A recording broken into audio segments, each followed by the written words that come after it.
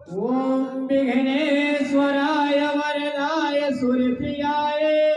लंबोदराय सकलाय जगद्धिताय नागाननाय यक्षुत्यग्निभूषिताय गौरीसुताय गणनाथ नमो नमस्ते भक्तातिनाशन पराय गणेश्वराय सर्वेश्वराय शुभदाय सुरेश्वराय विद्याधराय विकटाय चवापनाय भक्त प्रसन्न वरदाय नमो नमस्ते नमस्ते ब्रह्मरूपाय विश्वरूपाय ते नमः नमस्ते रुद्ररूपाय कलिरूपाय ते नमः